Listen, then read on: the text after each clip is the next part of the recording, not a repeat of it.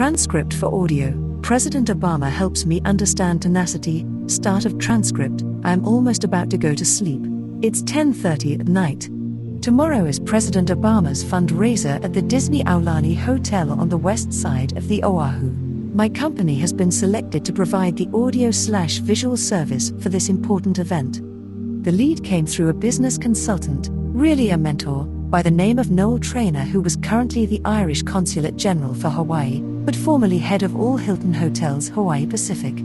He had become my consultant by my reading the paper and seeing that he had resigned from Hilton Group when the Blackstone Group had purchased Hilton Hotels from the Hilton family. Roughly 1 year later, Mr.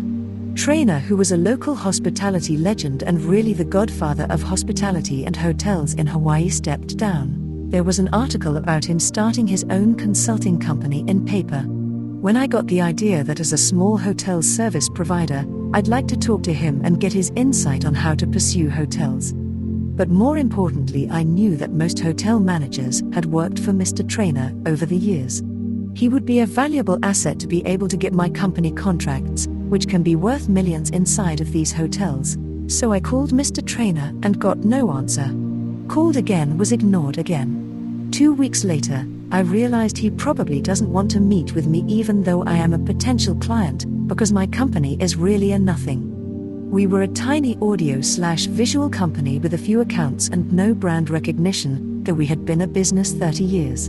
I was no one. A young man, trying to build a company from scratch. The people that had owned the business before had been happy to keep their small account base of 3 medium-sized hotels and had not tried to grow the business. But I felt differently. I saw an opportunity. So I did something which I am not completely surprised that I did. I went into the phone book and found his residence number, and I called. I was in a manic state, so I felt excited and I felt like I could convince anyone of anything. I planned to tell him a long story about who I was and how I wanted to pursue the hospitality business, and how I really wanted his help, even though I am sure his fees were well beyond what I could afford. A woman, who I deemed must be his wife. Her name was 003 and 46 seconds. I could tell from the end of the phone that she was a very nice Hawaiian lady. I spoke with as much respect as I could possibly muster and begged and pleaded her to talk to Mr. Trainer.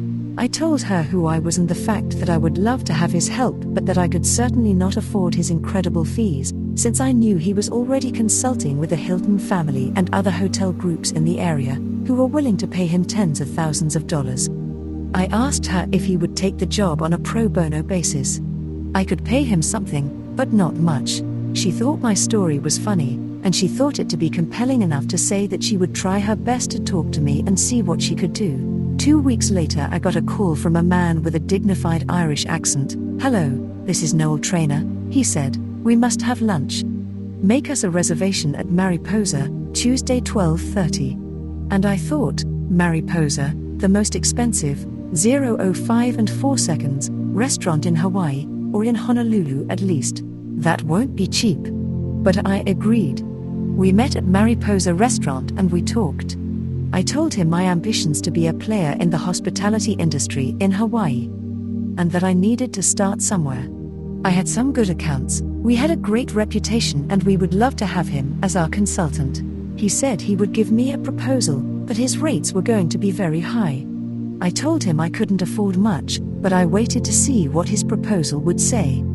After receiving his proposal, I realized his rates were more reasonable than I expected. I decided to take a chance and engage him to make him my consultant. He immediately began meeting with me, always at Mariposa, at my expense, and advising me on different organizations and groups, non-profits, movers and shakers. He knew the governor, he knew the mayor, and he knew all the political officials, senators, lobbyists. Everyone who made things happen in Hawaii, he was connected to them. It amazed me. And instantly we were getting jobs. They began pouring in through his recommendations, production jobs. And he was incessant that they'd be done correctly. Within 6 months we had produced over 50 new jobs, and our business was booming, but it was extremely stressful. And I realized we really didn't want these production jobs. What we wanted were the valuable hotel contracts that are so difficult to get. I tried to refocus his attention on the hotels, but he couldn't stop sending the production jobs, because he enjoyed it so much, and he knew all those people so well. We were in the midst of this when he called and said he had President Obama who was wanting to have an event at the Disney Hotel. I was more interested in the Disney Hotel than President Obama, because the Disney Hotel would mean millions of dollars of revenue for us. And President Obama, as nice as it would be to work with a president, was coming at the end of a conference called APEC, Asia Pacific Economic Conference. And I knew we would be dealing with 6 global presidents and vice presidents during that period of time. So it would be very difficult and stressful to pull off. We engaged the Obama people and immediately were run through the ringer of tests and paperwork. We had to have every employee background checked to be close to the president. We charged an exorbitant amount of money for the event. I decided to outsource it to the local production company that does most of the large concerts in town, to ensure that the event would go perfectly and to give my team a break. We did so, and things were on track. We were feeling like we had this thing in hand. At 10:30, the night before the breakfast event, I got a call. It was Mr. Trainer. "Hello Matthew," in his Irish accent. "How are things going over at Disney Aulani event for President Obama?" I said, "Good, I just got word that they're almost set up. I am about to go to sleep so that we can be there early tomorrow for the breakfast. I am hoping to get a picture with the president." Good Matthew. "I am up here now. You are where?" I said. "I am at the hotel, Matthew. You should come up here." And I said, "But why? I understand that everything is on track. Why do I need to be there?" "Because Matthew, this is your business. This is your reputation. This is the President of the United States. You should be here." "Great," I said, as I sighed. "Okay, I'll get ready." I hung up and quickly got dressed to drive out to Disney Aulani. I put on jeans and a black t-shirt, as the weather in Hawaii is perpetually 80 degrees. I didn't want to wear anything too warm. I got out to the site, walked in and saw chaos. People were putting up presidential blue drape. People were hanging rigging stations for lightning. Our sound man had climbed up on a ladder in the corner, mounting speakers to the roof. Total bedlam. As an audio/visual CEO, I am used to this kind of scene for an event, but this was even more hectic than anything I had ever seen. I went over to my vendor and asked, "How are things going?" To the person in charge of producing the event through their audio/visual production company. "Cynthia," the female said, "things are perfect. They're on track." I went over to say hello to Mr. Trainer and he said, "Matthew, things are a disaster here. Look around." And I said, "No, I just spoke with Sylvia and she said things are on track." He says, "Look at the presidential flags." And I looked, and they looked fine. He said, "One flag is taller than the other, don't you see that?" And I guess I did notice that one flag was slightly, maybe an inch taller than the other. That cannot be. I have called the hotel engineering department. They're on their way down now with a hex saw or a different flag, if they can find one. "You know where we can get a flag, Matthew?" And I said, "Maybe, let me make a few calls." So I called a few event planners that I knew to try to find the flag. I tried to have my assistant Google some places where we could rent a flag. On a 10:30 at night on a Sunday, it was impossible to get anyone on the phone. So this 67-year-old man got a hex saw from the engineering department and started sawing the flagpole off one of the flags so the flags could be equal in height. Though they were already close already, he felt the need to do this. It shocked me. This is a man that was paid hundreds of thousands of dollars, if not millions, in severance for running the largest Hilton property in the world, as its general manager and then being elevated to head of its South Pacific region over all Hilton hotels. He was in charge of the largest Hilton asset in the world, and reported directly to Baron Hilton, CEO of Hilton Hotels, and here he was, in a double-breasted blue suit sawing away at a flag. Strange really. 11:30 p.m. now. "Mr. Trainer, how does everything else look?" "Matthew, you need to get your hands dirty. Sometimes a leader must get his hands dirty. Go help the Obama people with the presidential blue drapes." "But those aren't our responsibility," I say. He says, "It doesn't matter whose responsibility it is, go help them." "Where are the hotel people?" I say. "They're not here, Matthew," It is disgraceful. But we must do what we can to help the Obama people. Okay, I say, shrugging. Never being much for manual labor, I decided to take off my jacket and help with the Obama people's drape. I met President Obama's chief of staff by doing this and went through the tedious work of weaving the drape in and out of the poles to make it perfectly aligned, so when the presidential podium stood up on the stage in the middle, it looked like a perfect symmetrical rectangle. We brought in our own presidential drape, the blue drape, that was the main drape, behind the stage, but the drape in front of the podium was brought in by the Obama staff, which was normal policy, as well as the special president podium, which travels with President Obama everywhere he goes. Mind you, this is for a fundraiser. This is not an official government event. It is only for local residents of Hawaii who are willing to spend anywhere from $5,000 to $25,000 per ticket to have their picture taken with the president, and in some cases may have a minute or two to chat. A very high-level event with food prepared by our best two chefs, Alan Wong and Mark Noguchi, famous for his restaurant, which is a global brand at this point. Both Hawaii residents and friends. So I continued my work helping the Obama people and saw Mr. Trainer looking at the ceiling 12:15 at night. Yes, Mr. Trainer, what do you see? The rafters look terrible. They're dusty. Don't you see that, Matthew? And I look up. No, I see absolutely no dust.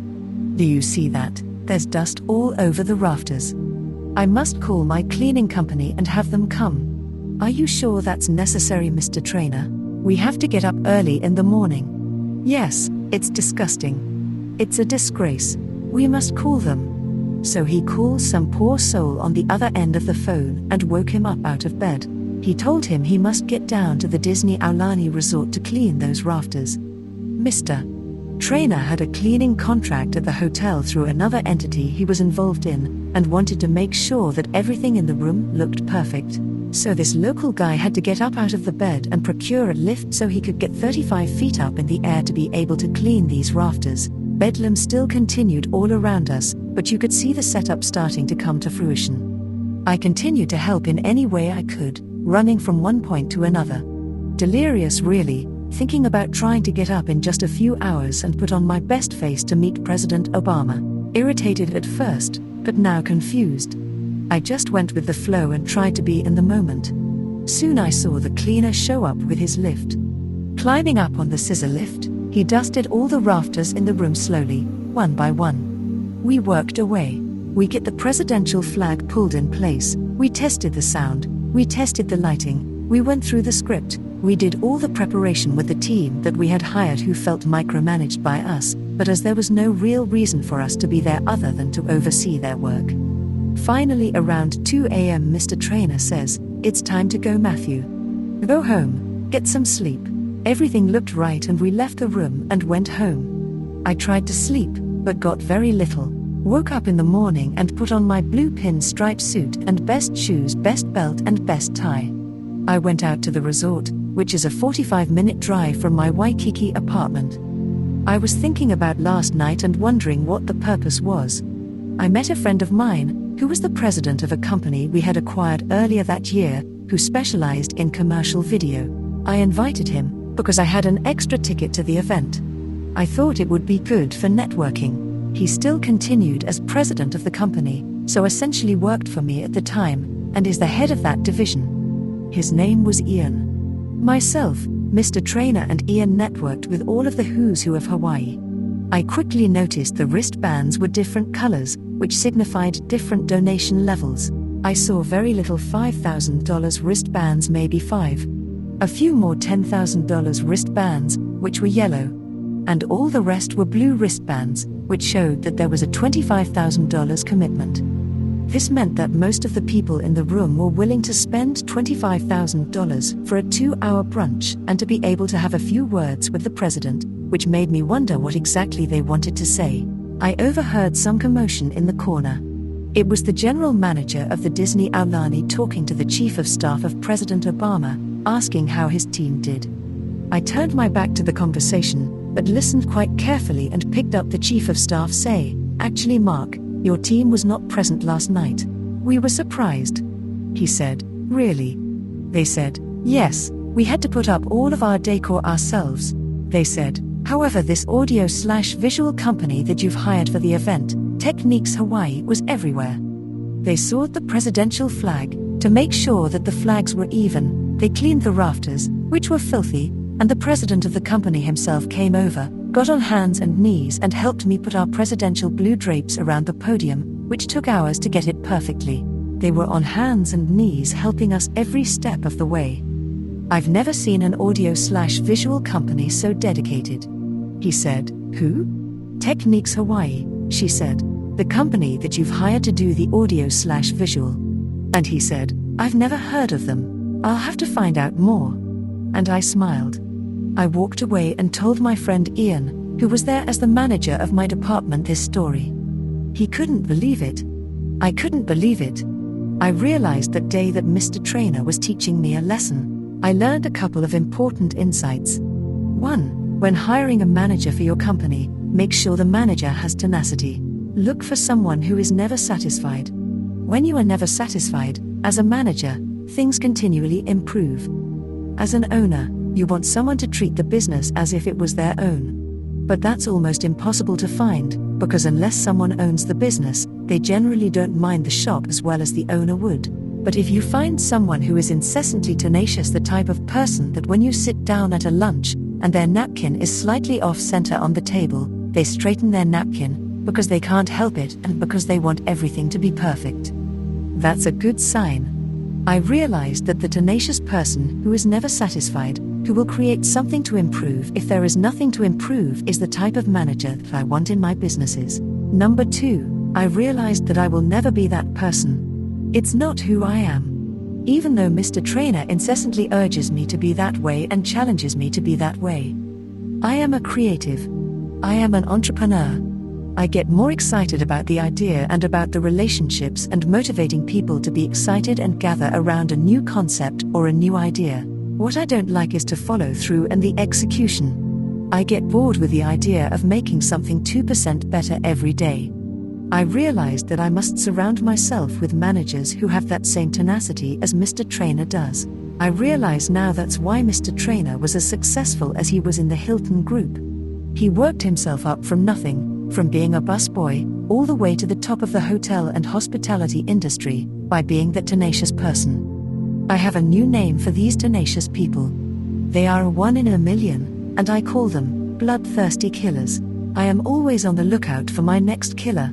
And today I have 4 companies, all multi-million dollars, and all run by my killers. They're all spawned by my experience with Mr. Trainer, my first mentor and first bloodthirsty killer. End of transcript.